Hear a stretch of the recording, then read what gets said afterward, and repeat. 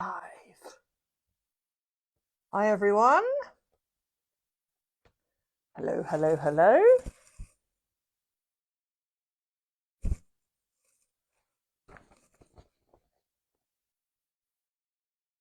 Hello. Thank you for joining me. Hello, Belle. Lovely to see you. Hi everyone. So I'm just waiting for Becky to come on. How are you all? I'm really excited to be able to do another live this afternoon. Yeah, have a glass of champagne. Oh, I've actually got a cup of tea. So there you go. Too early for champagne, although I should be drinking champagne. It's my oldest son's birthday today, 3rd of May. Hello. Hello, 1034 Clark. Thank you for joining. Oh, hello, earbobs and boobles. Baubles? Yeah, baubles, not boobles. Why did I say boobles? Hello from NC, USA. Thank you so much. Cup of tea, me too. Yeah, you've always got to have a cup of tea in hand. Um, mm. So I'm just waiting for Becky Stone to join. From Diamonds in the Library. I've got a whole stack of questions to chat to her about. So it should be a really interesting live today. We'll both try and look at the comments. So, if there's anything that you want to ask, or, we'll try and watch the comments and let you join in. But sometimes I get so carried away, when I get chatting to someone. I just get in that little zone. So I never mean, oh, I'm knocking the stand around. I never mean to ignore anyone. So, I try and note any questions that any of you have. I'm just going to see if I can invite. Oh, hi, John. Hey, John. John's watching. John's normally in here behind the camera, but he's actually watching now. Right, let's see if we can get Becky on board. Becky. There we go. Just invited her.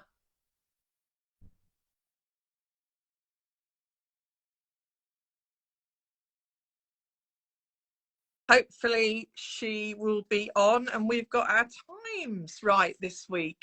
The other week we seem to have a mix up with the times, with the time zones. So hopefully Becky will be on any minute, and she knows it's 4 p.m. UK time. Hello, Claire. How are you? A really good friend from my son's school. She's joining. So, yeah, I think Becky is going to be so interesting. She is a jewelry content writer based just outside of New York, USA. So she has got a beautiful account called Diamonds in the Library. She's got over 97,000 followers. And she is a jewelry addict like me, loves her jewels. And I'm really, really excited to talk to her. She recently attended the Jewelry and Objects show, which was in New York last week. I was supposed to be going, but unfortunately couldn't make it. But I want to chat to her about that because I heard it was an amazing show. There was lots of UK and European dealers there, and I think they all did really, really well. Becky, where are you? Let's see if we can find her again. Becky. So I'm inviting her.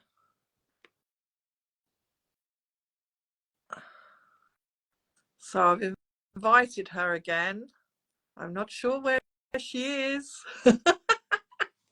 Oh, oh my goodness me. Come on, Becky, join me. Did you all enjoy my little tour around the V&A yesterday? Oh God, it was so brilliant. Do you know the best thing with the museums in London? It's free, unless you go to, a specific exhibition, of course. I highly recommend the jewelry department. It really is fantastic, and it works through all the eras. So, I must admit, some of the things I wasn't so interested in, but because I'm more for the early pieces, as in the Georgian and Victorian and turn of the century, you know, Artist Guild and things like that. I love some of the really, really early Roman pieces, historical finds and things.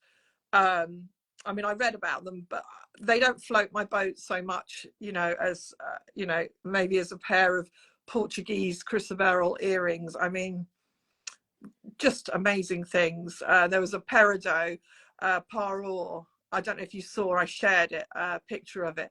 And the colour of peridot, that beautiful lime green, I mean, it just looked amazing. It was quite strange for me because often I view lots of auctions, so I get to hold the jewellery, have it in my hands and feel it.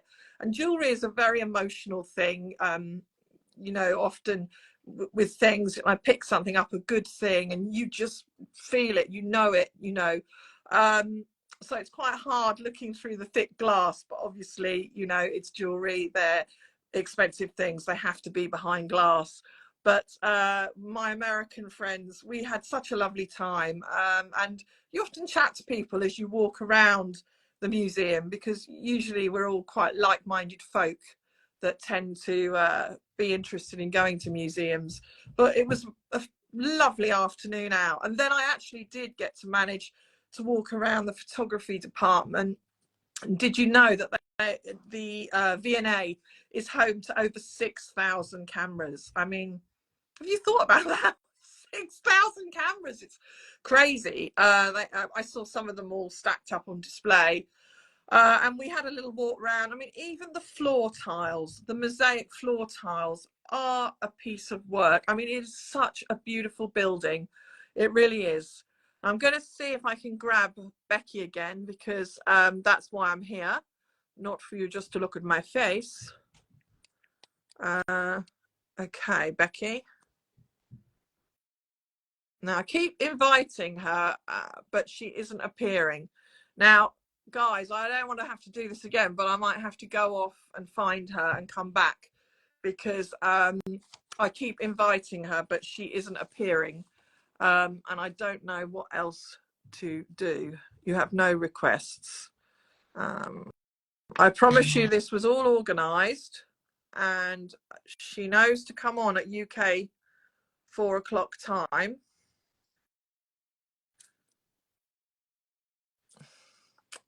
Yeah, she is not coming on. Look, guys, give me 2 minutes and I'm going to come back. I'm going to knock off. Sorry, there's 18 of you there. Oh, thank you so much for joining me. Listen, I've got to go and grab Becky and find out. Oh, no, maybe she's here, unless that's somebody else. No, she's here. She's coming. Becky. Oh, no. It says unable to join. I don't know why that is. I'm here. Hi, Becky. Okay, I'm going to try and accept you again. Becky. Right, I've invited you, Becky. Hopefully you'll be able to join. There's no way that you can test these things, guys, without Hello. Hi. Oh, Becky, it's lovely to see you. I'm so glad to be here. Oh. So first things first, I have to confess to time zone confusion on my side. I'm still not sure what happened. I put 4 p.m. GMT into Google and it's telling me that's noon EST. But it's 11 now and I just saw the invitation pop up, so it was like, maybe I'm wrong. So I don't even have any jewelry on. I was just on Instagram posting a reel and the invitation started popping up and I was like, oh my God, I got it wrong. Do you want to come back on in 20 minutes or are you okay to go? You know what? I am right here by my jewelry box. I figure I will just pick things out while we chat and we can just do this, because why not? Yeah, I love it. I love a woman of spontaneity. Yeah, why not? You're my kind of girl. I had a shirt on, so that's all you really need.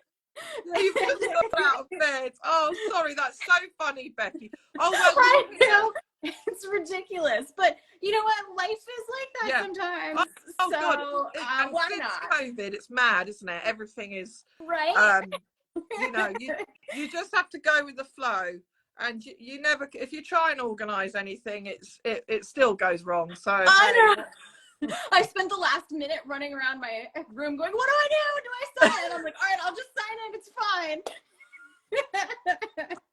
So anyway, hello everyone. I'm so happy you're here.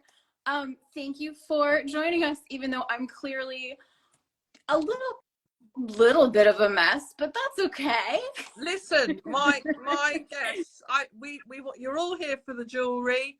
We're not here, you know, we're not here being the glamour pussies. We are here literally to talk about the jewelry. I've put a bit of lip gloss on, and that's it. That's I don't, It looks you know, great. That's how I roll. You know, Becky, I just, you know, I think we all have that same common interest for the love of sparkly things, and you know, that's what brings us together. So I've got a whole load of questions. I know we haven't got a lot of time, and I'm desperate to ask you so many things. How did it all start? Can we start with that? How did it all start? Absolutely. So my jewelry career was first a complete accident, really? and then a very intentional you know, mission. So I've always loved jewelry my entire life, but it never, you know, I have no jewelry connections. I have no jewelry background. It never occurred to me that jewelry might be where my career ended up. And by the same token, I always wanted to be a writer. Yeah. So after college, I graduated, I got my first job. I was sitting at a desk all day writing writing regulations for the federal government regarding, right? I worked for the US Coast Guard, writing laws related to like boats. No wonder you were headed for jewelry. Right? So this may not shock you to hear, but that job was boring. Yeah. So I started spending more and more of my free time looking at jewelry online, and I found my way to like auction house archives, and I started reading about these incredible pieces, and I would run into words I didn't know. Like I would see, oh, filigree, what's that? Google filigree. Oh, that's from this era. Is this Edwardian or Art Deco? Let me review the differences between these two things. And it just sort of led me down this rabbit hole of this incredible universe of information that I loved. And around the same time was when Pinterest launched. Yeah. This was in like 2012. Yeah. And so I started using my Pinterest account to keep track of these pieces of jewelry that were inspiring me and what I was learning. And I started writing longer and longer descriptions in my Pinterest pins because I wanted to like share my observations. And eventually I started running out of room on Pinterest. So I was like, you know, I've kind of been considering starting a blog as a way to sort of keep my writing. That was my alarm to get ready for this because I thought it was later. Anyway, so yeah. I was like, well, I've been considering starting a blog, but I don't know anything about jewelry. Like, who am I to write about jewelry? And I'd originally been considering starting a book blog because my background's in writing. I know about books. And then I was like, well, no one's ever going to read this anyway. So why don't I just make it half jewelry and half books? Because that's what I like. Yeah. So that's why it's called Diamonds in the Library. I see. So that's where we got the title. It's a great, you know, it's, you remember, I find sometimes, Becky, when they're a little bit, you know, with strange makeup of names, I can't always remember them. But Diamonds in the Library, it's clever because you really remember that. I'm so glad. And I, you know, I still vividly remember sitting in my little cubicle when I was like 22, daydreaming about what I was going to call my blog. And, you know, when I started, I had 4 readers and one of them was my mom. And it was just something I was doing for fun. And, you know, suddenly my Pinterest account was getting more traffic, which meant my blog was getting more traffic, and I was starting to meet other jewelry lovers online, and my little hobby was growing. And one day I got an invitation from a jewelry PR firm saying, hey, we have this trade show coming up in New York for contemporary jewelry. And they were like, would you like to come? Wow. And I was like, trade show? What's a jewelry trade show? Yeah. So I hopped on a bus and I went to New York, and I spent the day in this luxury hotel looking at the most incredible jewelry I'd ever seen in my life. And I spent the whole 5-hour bus ride back to New York sitting in total silence, my eyes bugging out of my head, just thinking, this has to be my life. How do I make this into my life? What an And opportunity. that it took me several more years to take my little blog and turn it into a full-time business. Yeah. But it was that day when I knew, like, this is what I'm supposed to be doing every day. And I'm so grateful every single day that, like, I've been able to make this work, my weird little jewelry life that I love so much. So yeah, that is how I got started. But I don't think there is that many people doing antique sort of jewelry orientated blogs, is there? So No. I think you know, and people have always been, women especially, fascinated by jewelry. So you know, I think you've really hit it. You know, you're on the right track with it. But you've made it now your full-time career, Becky, have you? That's correct. I went full-time in 2015. So now my job is I write about jewelry for magazines, and I also do, you know, my blog stuff, of course, although that changes every second as the landscape of online content is constantly evolving. Yes. So these days, in terms of where my actual income comes from, freelance writing for jewelry brands and magazines is the biggest piece, because that's more dependable and doesn't change every time the algorithm is adjusted. So when you say you write content for you know, fashion brands, so you will do newer jewelry as well. So your genre is quite large, is it? Yes, I think that's rather unusual, even for jewelry writers, that my focus is, you know, split between antique and contemporary jewelry, but I just can't imagine doing it any other way. No.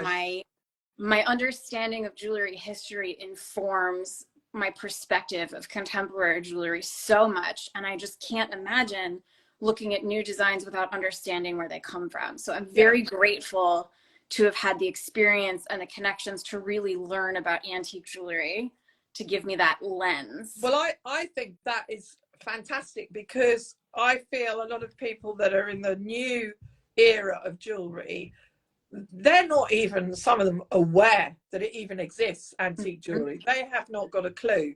So actually, I think that's fantastic that you've just said, because everything is designed originally, it comes round in full circle. You know, the idea is, you know, nothing is almost brand new. It all, the original origins of the design are come round again. Don't you agree? Absolutely. You know, contemporary jewelry today, I saw a contemporary brand doing acrostic designs the other day. Yeah, lovely. Which is so clever. And I think I love that idea. You know, I know a few new designers who use like granulation techniques that are true to, like, you know, the archaeological revival era. And you know, it just, when you understand where the styles originated, you can appreciate the evolution of them so much more. Like, I know I'm not just looking at a cool thing, I'm looking at a cool thing that reflects, you know, what has happened in the past 200 or 300 years of human history, and how those events have changed what we think is beautiful, and also how they have not changed what we think is beautiful. Yeah, I mean, I feel, because I was chatting to a designer the week before last. In fact, her main business is a costume designer for movies. Ooh. But her husband have gone into designing jewelry, and they've got a Sarah Trunk, her name is. Sarah Young is her costume designer name, but I think it's not the Trunk Jewels or something like that. I'll have to tell you what it is. But she's been designing snake clips, you know, the double head snake clips. Oh, yeah.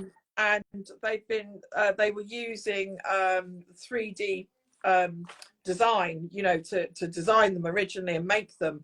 And it's really clever, and I admire her because and she was sharing her husband actually making the piece, you know. Cool. And I mean, I admire that because I'm a dealer of jewelry, not I don't actually make it or create it, but to be a craftsman, you know, and when you understand how they're made, it's amazing. So yeah, although my origin is antique, that's why this chat on a Friday is fantastic, because I chatted to Sarah last week about her designing of these double snake clips based on original antique ones, you know, to now talking to you who's writing about jewelry and helping promote brands. And by the way, I mean, you know, that's amazing for people like you, Becky, that help brands and get the word out there, because often these creative people, they're not techie people though, are they?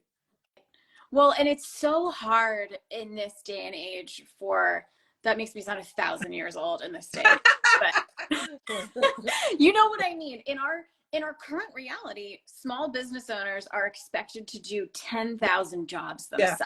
Yeah, you know? No wonder there's so many mental health problems, because too much. It's overload. It's meltdown. Absolutely. Yeah. And you know, it's just so overwhelming to create, to design, to sell, to price, to maintain your website, to advertise, that I love when I can take the skills I have that I've had the time and opportunity to cultivate, writing about jewelry, posting about jewelry, and use that to help uplift the small businesses and independent designers that make the jewelry industry so extraordinary and special.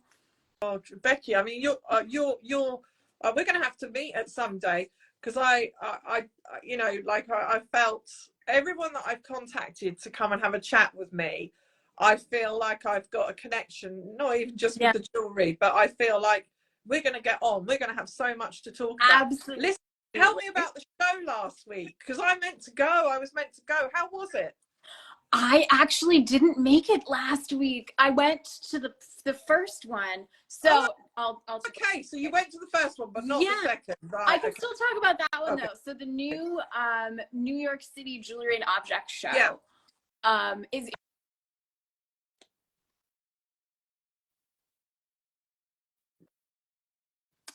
so I had the opportunity to go to the show in November, and I was so excited because Konstantinos had called me like a year before to tell me about the show when he was because in the planning stages. And I was like, this is the coolest thing I've ever heard. I cannot wait to be there.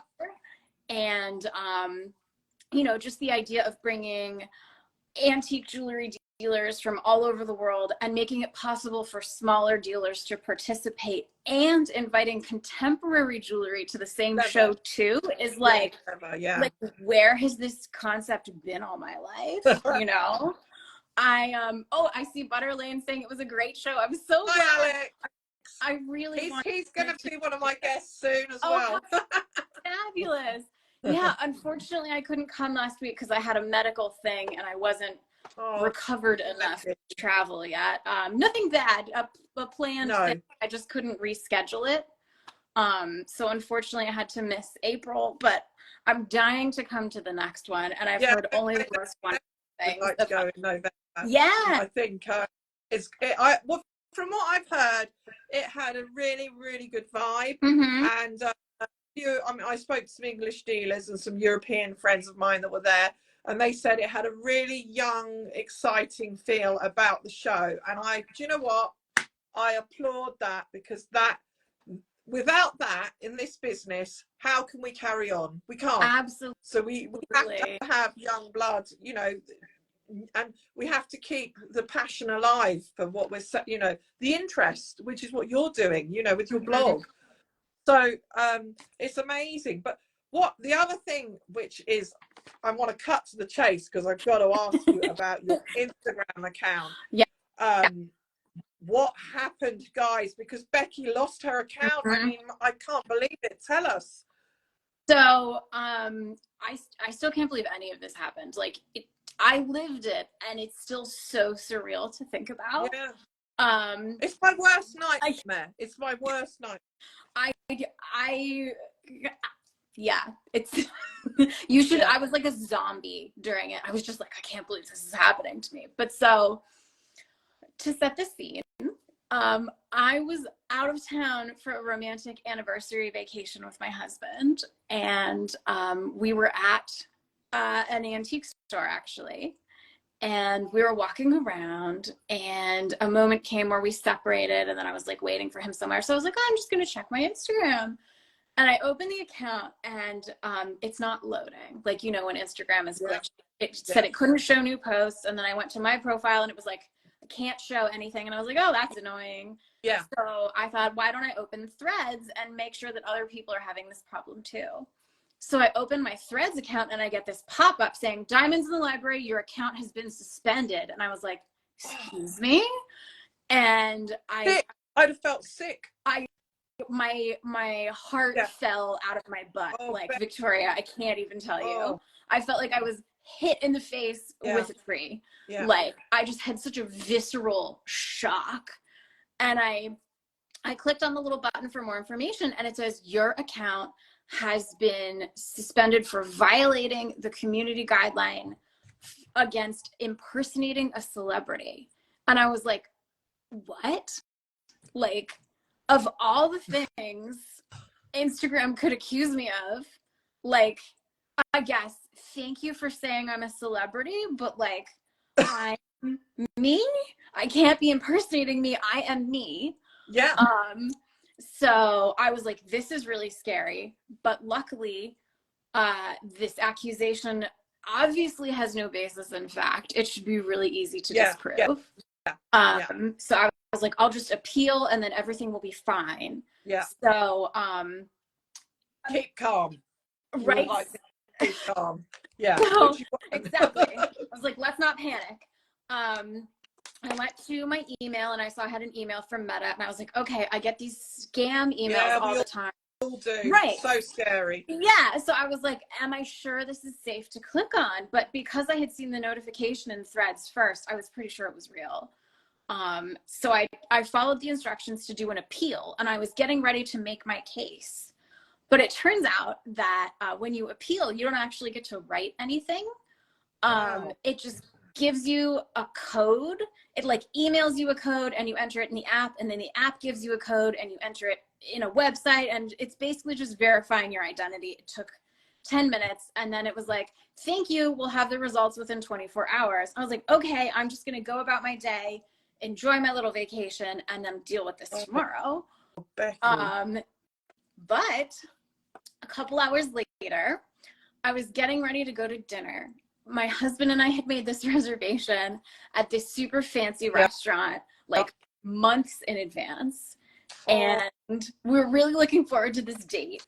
And I unfortunately decided to check my email while my husband was in the bathroom, like right before we went. And I had this email from Instagram saying, Diamonds in the Library, we have rejected your appeal. Your account suspension is now permanent.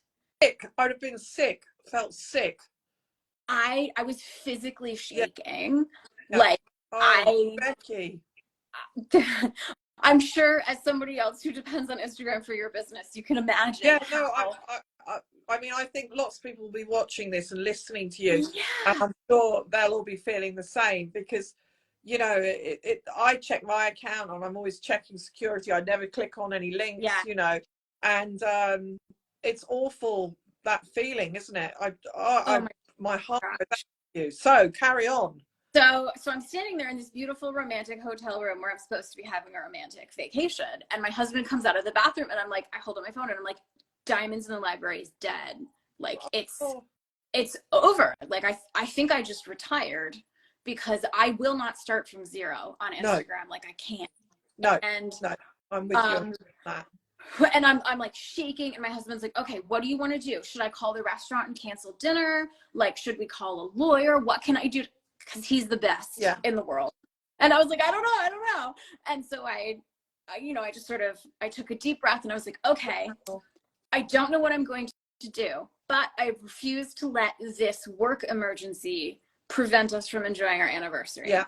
So I was like, whatever this is, I can't fix it right now. So let's go to dinner. Yeah. Good for you. Yeah, I'm so grateful that I did that. It was absolutely the right call. I don't think I kept like I was hysterical, I think, because I kept giggling at weird moments. I'm like, we got downstairs to leave the hotel, and like the concierge at the hotel takes one look at me and goes, "Ma'am, are you all right? Like, do you need anything?" And I was like, I laughed. I like burst out laughing. I was like, "Ha ha! I'm fine!" Like, oh my gosh. You've got a bit, yeah. I think, I mean, I'm so, I absolutely relate on every level to what you're saying. I really do. Oh, it was horrible. So we had a lovely dinner despite what was going on, and then went back to the hotel, and my husband and I spent the next maybe 5 hours sitting side by side on the bed in total silence researching what to do. And I was scouring Reddit. I read everything about Instagram and Meta. I was searching for stories about other people who'd been through this, and I was finding all these accounts of people being like, yeah, I emailed the Instagram support email every day, and I finally got my account back after 8 months. And I was like, 8 months? I can't do that. No. That doesn't work. No. And I found there are like things you can do when you've been hacked to prove that it's you and reclaim your account. So I went through all of those processes, but nothing worked because like that's not what was happening. No. So I did everything I could, and at the same time my husband was researching and emailing people, and eventually it was like 2 o'clock in the morning, and we're like, all right, we don't know what else to do, let's go to sleep. Yeah. Becky. And for a couple of days I just thought that my career was over. Yeah. Like, my Instagram account seemed to be gone. I didn't have a contact who could help me. So Monday morning I came on social media and I made a video from my backup account announcing what had happened and asking for help. And I was so humbled by the response. People were so supportive and kind and wonderful. The community is amazing. I mean, it really is. Absolutely. I just felt it was really disorienting to suddenly have no access to Instagram. Like, I felt like I'd been cut off from all of my friends. Yeah. And even just knowing that other people who understood how devastating this was were now aware was comforting. But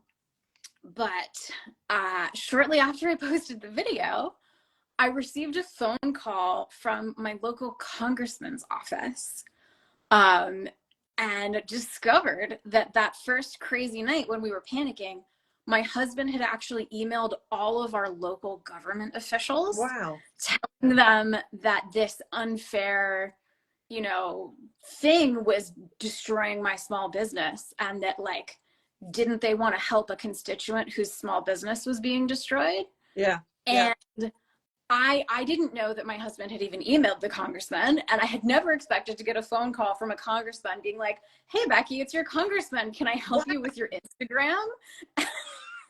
Because,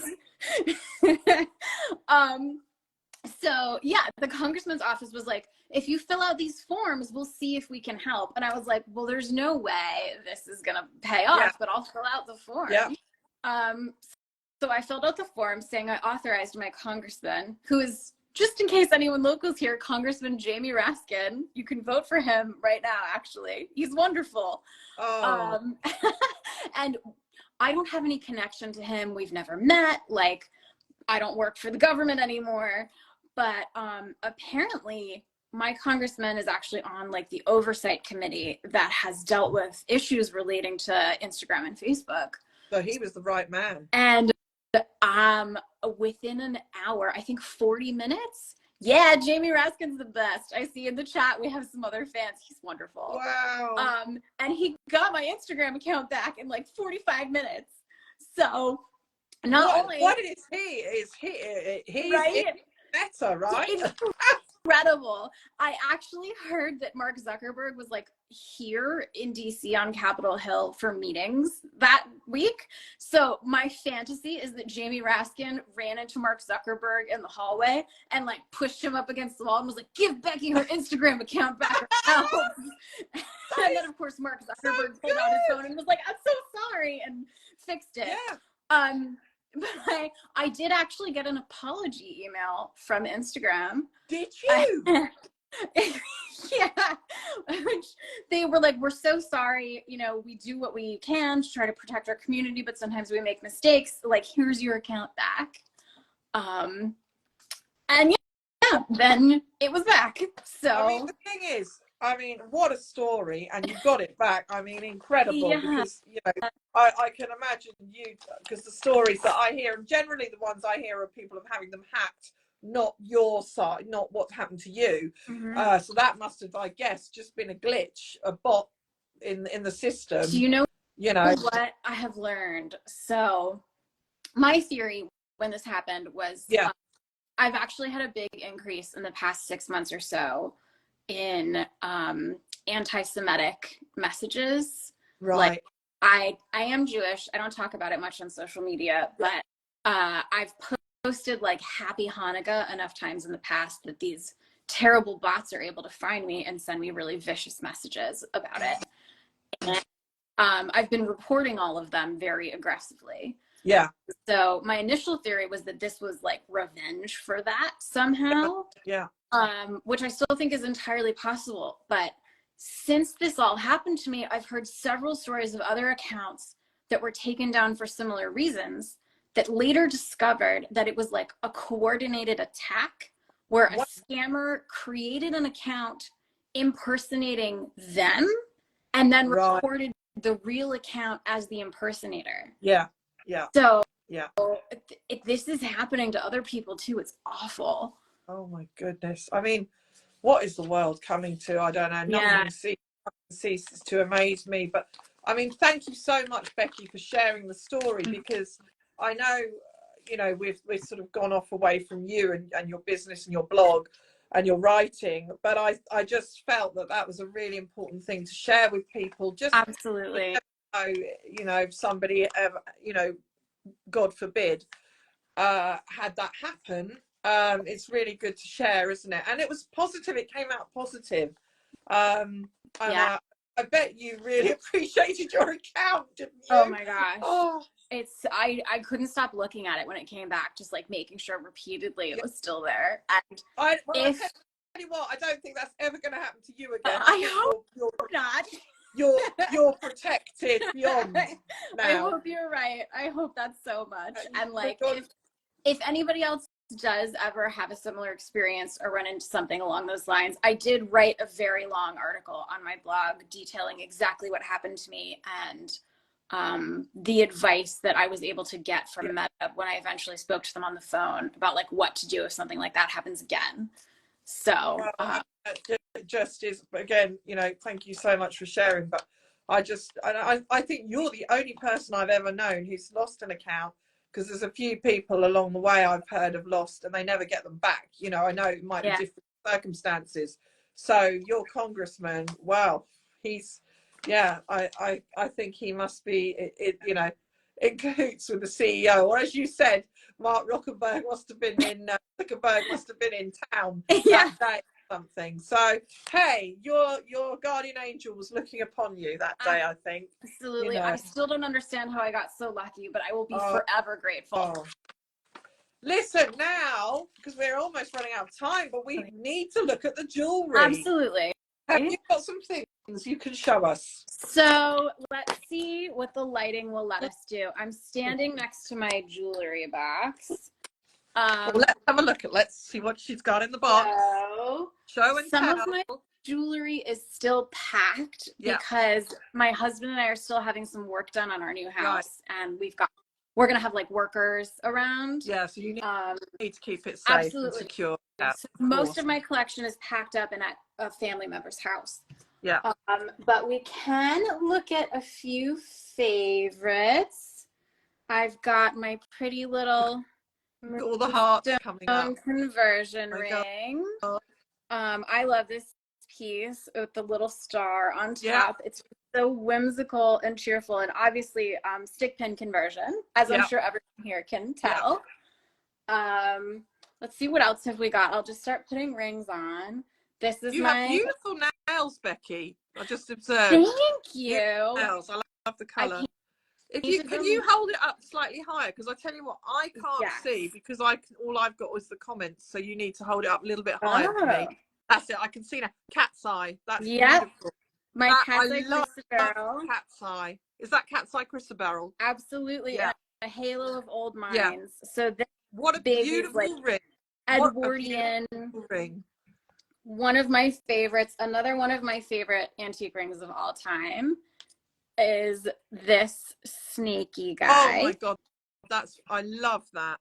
So Thank you. that's Victorian, right? That's gorgeous. Victorian. This is the first piece of jewelry I bought after quitting my day job to go full time. So, can you share where did you buy it, Becky? Did you buy it online? Did you from a dealer you knew? This piece I found from a dealer I knew at a show. I was at the Baltimore Summer Antique Show. Yeah. And I love that show. Oh, such a great show. Yeah. And this incredible ring was at Man in the Moon Antiques. And I don't know them. Yeah. She's lovely. Yeah. She has an incredible collection, a great range. And I saw this ring and I loved it. And then I put it on, and this piece, you know, like so many antique rings, the inside is just worn so buttery smooth. It feels like a hug on your finger. Yeah, I know. And I loved it instantly, but I was like, yeah. I just quit my job. Like, I shouldn't be buying something like this. Oh. And I think Claire, yeah, you know what it is. I think the dealer could tell how much I loved it, because she was like, why don't I hold it for you? And like, you can think about it for a little bit. And I'm like, okay. So I went and I walked around the show, and it was like the more steps I got from the booth, I was like, oh my God, what if someone else buys it? I would never forgive myself. You know, you've got to go back. And you have to go back when you start straight around. Yeah, and I bought it. And the funny thing is, the dealer told me that she'd had several people ask about it while it was on hold and while I was doing my little walk. And later it turned out that I knew, but it was one of the people was Beth Bernstein, and the other one was somebody else I know, a local antique jewelry person. So when they saw me wearing the ring later, they were like, "It was you! You got this!" And I was like, "Yeah, now I'm being buried with this. Like, it's just." But it's beautiful, and they're so hard to come by, those you know, Oribus snake rings like that. And I can see that the way the tail curls and how you described on your finger with a hug. I think often a good sign of antique jewelry isn't just what it looks like at the front, it's at the back. If the back is as good a quality and workmanship as the front, you know you're buying a good thing, you know. Here's another favorite ring. I love the colors. It is paste. Topaz? Paste. It's just wow. Beautiful, extraordinary paste. And I'm a big fan of wonderful paste pieces like this. Yeah, so am I. I love the colors, the green and pink. Thank you. Me, so they're closed too. back, are they, Becky? Yes. Are they this one is, not the big ones. The little stones are closed back. Yeah. Love this piece. And then if we go a little later in time, I have my Art Deco ring. That flip, yes it does. Yeah. Night and day. Harry. Love this ring so much. Yeah, I love those. Absolutely love those night and day rings. So clever made. It's platinum. Oh, it's a lovely one. Very solid. And this ring, Victoria, I have to tell you, I bought this ring 12 years ago for $900. Oh, well done. So that was a lucky find. Yeah. And it only fits on my smallest finger now, and not in the summer. So when it's because they do, there's one size fits with those eternity rings. Yeah. So I hope somewhere out there's a larger sized one waiting for me to find at a similarly miraculous price. Yeah, you'll find one. There'll be something out there. And how did you manage to buy that one so well, Becky? Was it just that the dealer didn't know, or? I just got really lucky. It was in, again. you know, the early days of the online jewelry community. I'm not sure if Instagram even existed. Yeah. And you know, it was just the perfect storm of a dealer that I trusted, who I believed knew what they had, but also was somehow able to offer it for that price. Yeah. Snapped it up. So what else have you got? Oh, yes. So I thought this ring. So that's is that sort of deco or slightly later? I actually think it's a little earlier. I wish I could zoom in, but I can't when If we're you show a doing this. little Right? bit higher, Oh, that's actually, good. oh my gosh, that's horrifying. Look at my eye. You It's can so see big. your eyes. Nobody look at that. Okay, let's turn me around. And we'll do it this way. This is so That's much clever. smarter. That now, yeah. Let's Oh pretend that wow. I was doing it this way all along. Yeah. That's so it's like a swirl. Yeah. Yeah, I love this ring because it's big and dramatic, but Yeah. what's remarkable about it is the tiny little details. Like if you look at the back, this thing is built like a skyscraper. Like Yeah. it's just so elaborate and detailed. Wow, I love those swirls and swags. You really have a good eye. So these are all your keepers. These are all from Becky's collection, are they? These things? Yes. Yeah. Here's a closer look at this one. These are all the pieces I couldn't stand to put away during construction. Yeah. And now you can see a better view of the side detail on this one, which this is Wow. the paste ring. So it has no business being this gorgeous and elaborate, but it is. Yeah. Yeah. Well, this is the thing, with paste jewelry, often the workmanship in it, and even how the pastes were cut, Mm-hmm. it's at the same level as expensive gemstones and working with precious metals, isn't it? They Yeah. just did it the same, so I mean, that is those night and day rings. I mean, they're so clever. The fact that you can flip it round, guys, and you've got the diamonds either side with the rubies in the middle. Flip the ring round, and then you've got the sapphire version. Absolutely. So you've got two different rings out of one ring. I mean, it's just so clever. I'm just grabbing things now. Yeah. Wow. Is that a double heart? Yes. It's coral. Coral. That's unusual. Oh, that's so pretty. That is, and it's such a gorgeous color, coral. I love that. It's one of my favorites. I don't always wear it like out and about because I like to be careful of the coral. Yeah, because coral you do have to be careful with. Right. Yeah. But I love it so much. Oh yeah, I see Wilson in the chat. I got this from you guys. Oh, that's gorgeous. Funny story about this ring. Tell us. I was doing a campaign for Wilson Estate Jewelry. Love them, by the way, in Philly. And they shipped me a bunch of pieces to photograph, and this ring was one of them. And I did the photo shoot, and at the end, I was like, so I know that you hired me to photograph these things, but like, what if you keep some of my payment and I keep this ring? And they were like, yeah. So that worked out great for everybody. Oh, well, sometimes it's good to pay in jewelry, isn't it? Absolutely. I mean, good for you as well, because you've got a lovely ring out of it. So here's another cool one. Wow, that looks Dutch. Is that Dutch? Rose I think it might be. Yeah. So this ring I bought from a dealer at the Miami Antique Show years ago who didn't speak any English. But it was $300. But it's so big finger coverage, isn't it? Exactly. Yeah. And the price was right to buy a mystery ring from someone I couldn't communicate with. So $300. Who cares? Right? That's fine. I'll have it. I was like, whatever it turns out to be, I like it. Oh my goodness. Well, I definitely think you were destined to have a jewelry career, Becky, because you've obviously, the things you're showing us, you've got a really good eye. And I think sometimes, you even across different eras, it's not easy to have an eye for style and design, and knowing what you're buying. Thank you. Yeah. My taste is very eclectic. I like all kinds of different things.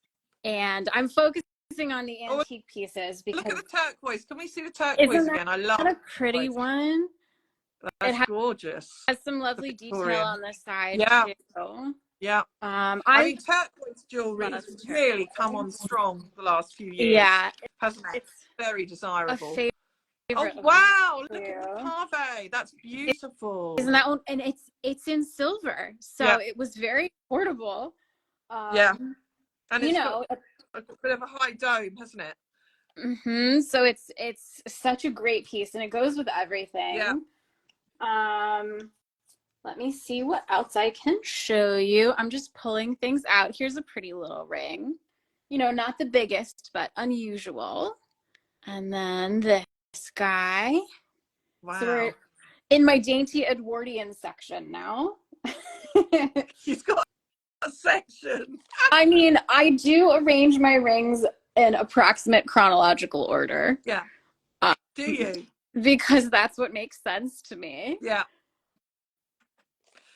So do you sell any of your jewelry as well, Becky? Can people buy from you, or are you are more just a promoter and of jewelry and content writer, would you say, rather than actually dealing and buying and selling? Correct. Yeah. Selling is not a consistent part of my business model, but here's a fun one. Like all collectors, you know, I do occasionally want to let go of some pieces to buy pieces. Yeah. Well, you've probably got a lot of contacts now, haven't you? You know, through your work anyway. Mm-hmm. So this looks Italian or something. Is it 14 carat? Is it it's a bracelet? Is it with a slide? It's actually it's a ring. It's too small to be a bracelet. It's a ring. No, I couldn't see that. Don't know much about this piece, but I love it. It's so unusual. Just so fun and strange. Yeah. So yeah. Well, I often have it. Whenever you see something that's, I was just saying to Lily, who's my photographer today, I had the most magnificent moonstone ball that I bought through another Instagrammer actually, but it was encrusted all with moonstones, not particularly old, maybe 20 or 30 years old, but quite light. So it was you were able to wear it, because sometimes it's something, if it's too heavy, you can't wear it. So. And they were very, very blue moonstones, and it just was something so magical about this ball. I'd never seen anything like. I thought it would go mad on Instagram. It didn't sell immediately, and then I just had a lady come message me. She said, "Is it available?" And I said, "Yes, I'll have it. I want it." And I thought, you're a wise woman, because you will never see anything like that again. And I think that's what I love, don't you, about our business, when you just see these absolutely incredible, unique things. What were you showing us there, Becky? Oh, I'm just waving random things in front of my camera now. She's just, there's a bit of jewelry. This is actually my latest acquisition that I haven't posted yet. It's antique dendritic agate. It's actually gold filled, not even solid gold. So it was a great price. What they did, guys, I mean, the workmanship that's gone into this, and it's not even gold, but that moss agate is wonderful. The striations in it. Can you show that again? Of course. Here I just want to agate, because there's something about moss agate. It's an incredible stone. I completely agree. It's one of my favorites. And actually, let's see, if I pan over a little, I can show it to you with the light. Yeah, that's behind it. You're very good at this, Becky, because I'm terrible at positioning the camera. But that really shows us, because, and also it's actually great to show on an Instagram live, because it's quite a big piece of jewelry. Yeah. And sometimes the smaller pieces are really hard for people to see, like this in a split screen. So that was, can you put it on against you? We'll show us what it looks like on. Absolutely. Here, I'm going to give you a little peek of this one first, because it's in my hand. Oh, she's teasing us, guys. I am. Here, this one will look good over here too, I think. Oh, nope, I'm wrong. It's too backlit. Yeah. All right. This one just gets to. That looks good against the pink. So they're rose cut diamonds with an emerald. Yeah, is that right? Yeah. And it's a pansy, is it? Either a pansy or just an anonymous flower. Yeah. Beautiful. That's beautiful. This was a conversion piece, obviously. Yeah, could see that. Like a remnant. Yeah. But I love it so much. But that's okay sometimes, when you put a bit of new life on something, you know, as long as people are honest about if they've converted something, right? So you're going to show us the moss agate? Yes. And I also strongly feel that not all conversion pieces are created equally. Like, I have no problem with conversions in general, but I like them to be thoughtful. You know? Exactly. Right. Here we go. It's the moss agate. That's beautiful. Yeah, we can see that. Yeah. That is gorgeous. The dealer had it on a shorter chain, but I asked her if she had a longer one she could swap out for it, because I thought it would look good like that. But I think, I don't know, also I get there's something about wearing these organic stones on your body. I really believe stones have powers as well, you know, like when you wear rock crystal. you know, or moonstone. So I don't know. I've got a big rock crystal heart, and when I wear it, it really makes me feel calm and peaceful. And That's so, I love things like yeah. that. I'm going to have to round this up because we've nearly been chatting an hour, and I know we've got to shut the shop down. But there's a couple of things I just wanted to ask you, sort of while we wind down, because I don't want to just say see you later, bye, Becky. And I put on my Riviere to finish. Come on, yes, put your Riviere on. Show us that. Yeah, come on, because that is got to be the pièce de résistance that we leave on. Leave that on. That is gorgeous. So that's closed back in silver, is it? Yep. Yeah. And it's 18 inches. Yeah. So like a true great length. Holy That's Grail. I too. Found it at auction. And it's just like a dream piece for me. I still can't believe that it's mine. I'm so grateful. They always had such tiny necks, so that's fantastic. You know, they're usually about 14 inches. You know, I mean, they're so short. But what do you do to wind down? Have you got a hobby, something else apart from jewelry that you do to wind down in life? Yeah, that's a great question. So I mentioned that when I first started Diamonds in the Library, it was equally about books and jewelry. Yeah. And that was my vision, that I would alternate between the two. But what happened was that when I made it full time, I realized that I had taken my two favorite hobbies and turned them into work. And, you know, while I still love jewelry with my whole heart, I found that I needed more separation. So I eventually reduced the amount of book content on the blog so that I could read and feel like I wasn't working. So now I see it more as it's a jewelry blog where I occasionally mention what I'm reading, because once jewelry became my job, I needed reading to be downtime. Yeah. Well, and it's so important especially when, I'm sure you understand this, when you own your own business, it can eat your whole soul. Consume you. And I think we all do get burnout, or, you know, when we're like so wired that we have to recognize it and take a time out. And mine can be sometimes where I'll just say to myself 24 hours off Instagram, or even 2 days, where, I mean, when I say off, I'll always answer people's DMs because I'm always grateful for people to message me. And I feel it's rude if I don't reply within a certain time span. But I mean, posting myself and maybe going through and liking, you know, the stuff that you can sort of live without for a bit.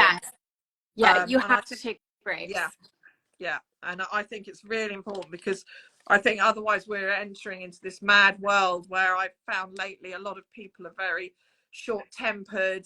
They feel the sort of need that they can be outspoken on Instagram of things they would never say to people to their face, and I just think that that's so rude.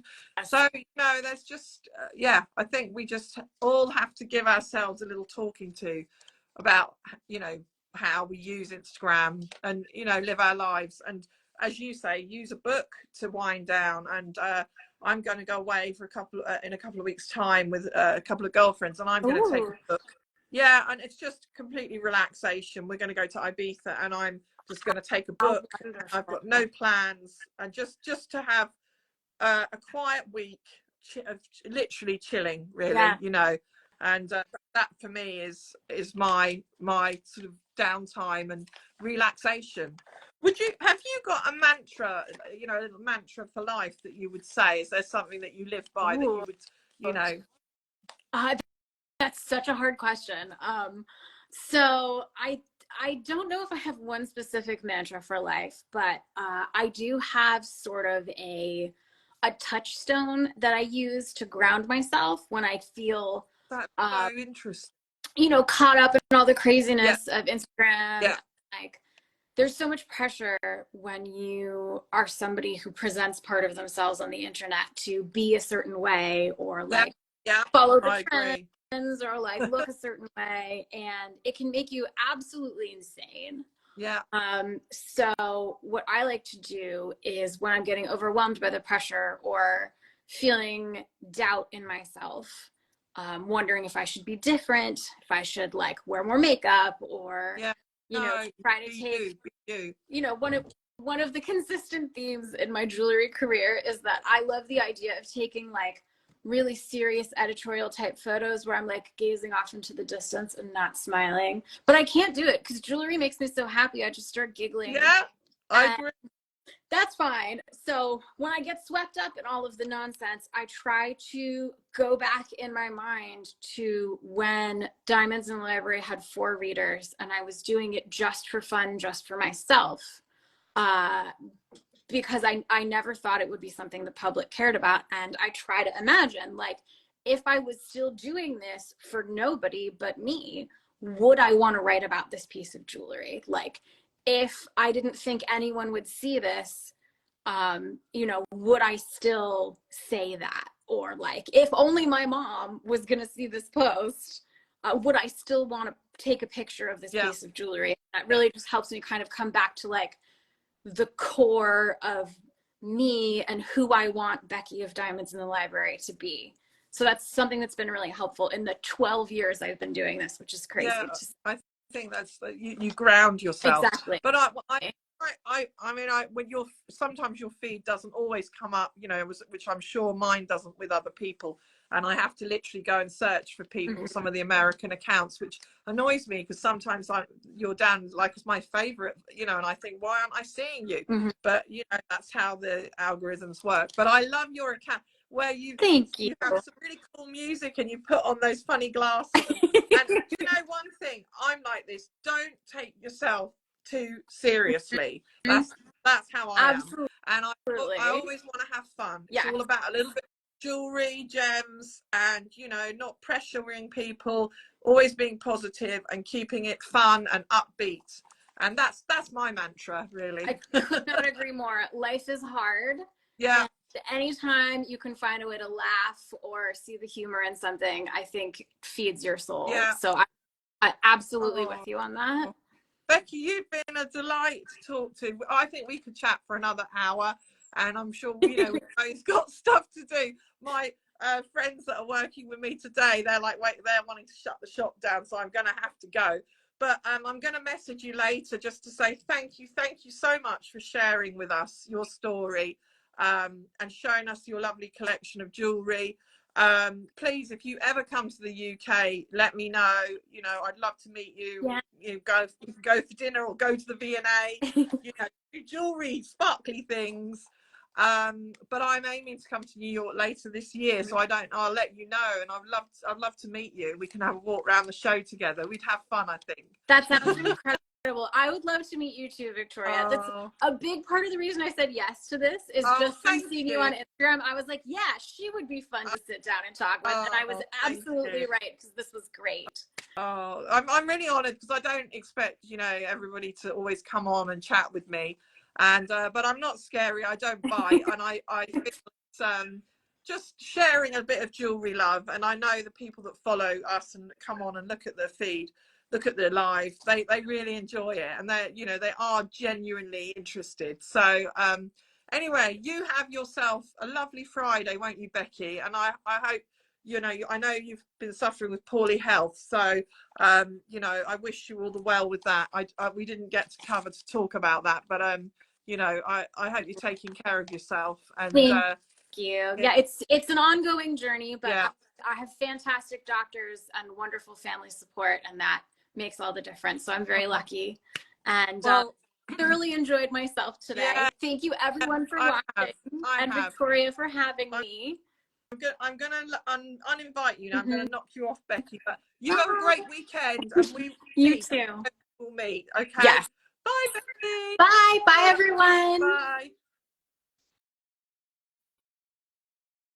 Oh, wasn't she amazing? I really, really enjoyed my chat with Becky. Do you know, I've got 2 or 3 pages here of questions, and I didn't even really look at them because I knew we would just chat and chat and chat. And what a lovely lady, and I cannot wait to meet her sometime. Now, I'm going to have to go, but I'd like to just say thank you to everyone who sat with us for a bit and listened. I hope we didn't miss any of your comments. I'm going to save this now and put this on the feed for another Friar House Live. I've got another live coming up, I think, in another couple of weeks. I can't remember who, but I'll keep, as long as you want to keep watching, I will keep the lives going. You never know, we might even be able to turn it into a podcast. I don't know. Who knows? Anyway, I've got to shut the fairy house down now. So I'm going to love you and leave you. Bye, everyone. See ya.